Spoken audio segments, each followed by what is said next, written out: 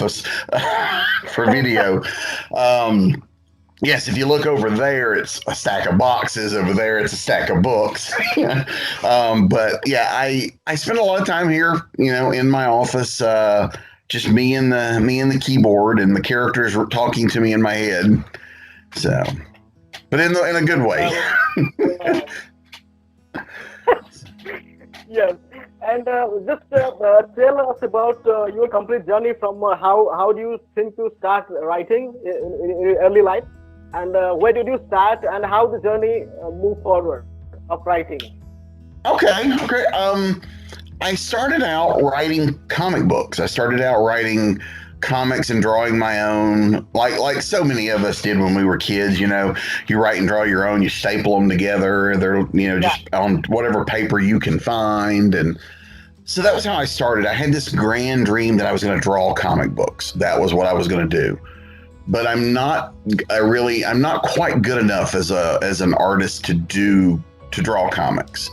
But I started writing them to have things to draw, and then other artists started asking me to write stories for them.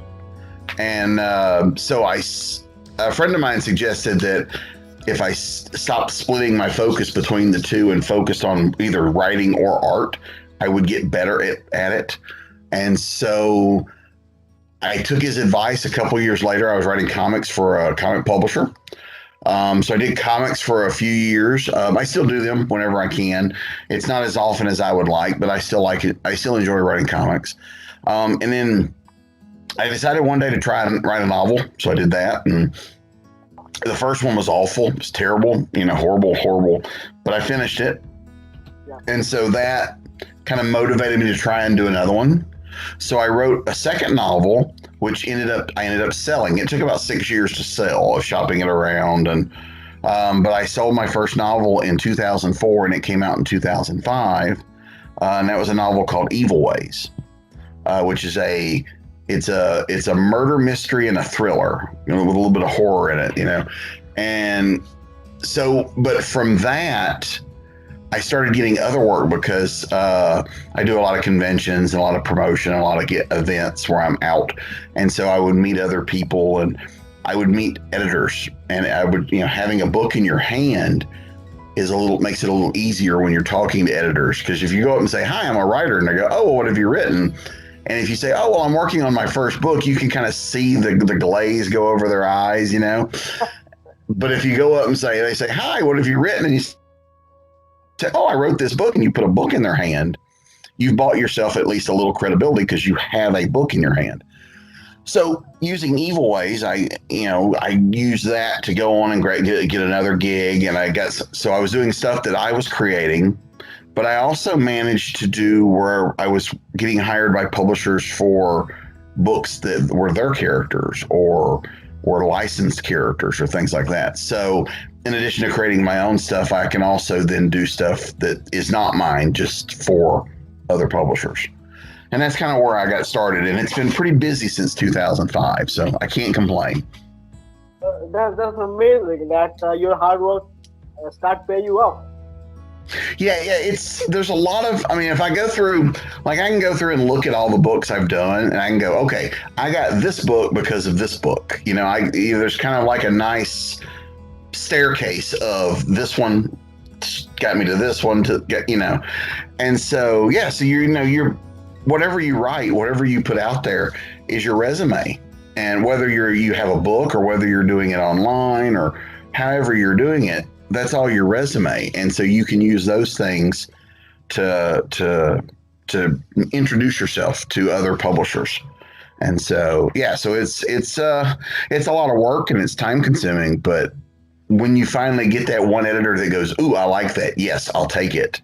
It's a wonderful feeling, yeah. Well, so my next question would be that writing is not an easy job. I think most of people don't have a write down on one page in their entire life, because writing is imagination.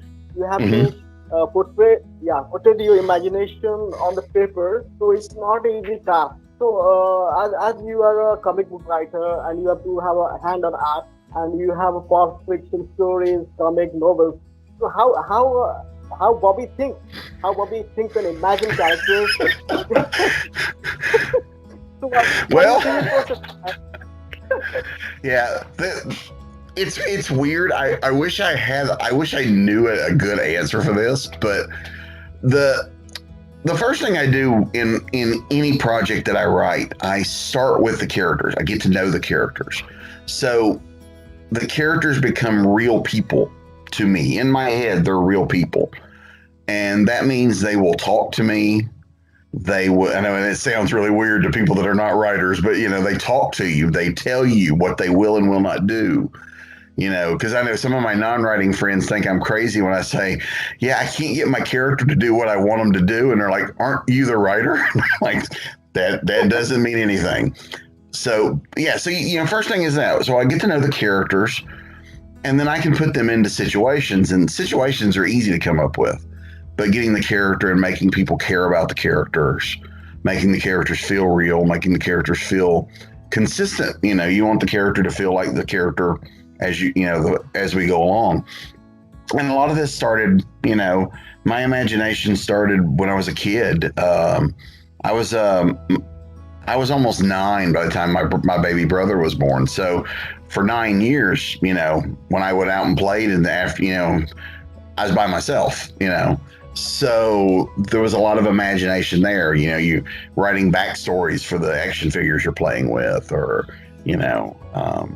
things like that. And so that just all stuck with me. And to this day, ideas come to me all the time. So if I don't write them down, they're still in there. So I have to get them out of my head. So writing does that. So but how they all come to me, I really wish I knew. They just kind of pop in there. New characters or old characters. I wrote in Evil Ways, we talked about, I have a secondary character in there that I never had any intentions of writing but once, in that book. He is now on his 4th appearance in books because he keeps reminding me he's there and goes, this is where you should call me in. And so, yeah, so the characters really kind of get in there and they like live in the back of my head here.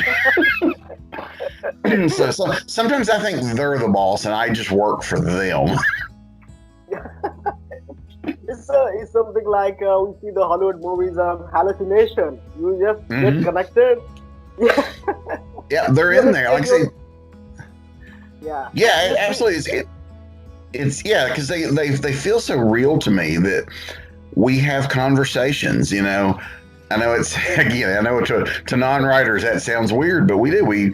Will you do this? No, I won't do that. Why won't you do that? Well, or they'll tell me. Sometimes you'll have things where I will be surprised. I'm writing something and I get to a point where there's a twist, and I go, ooh, I like that. Let me go set it up.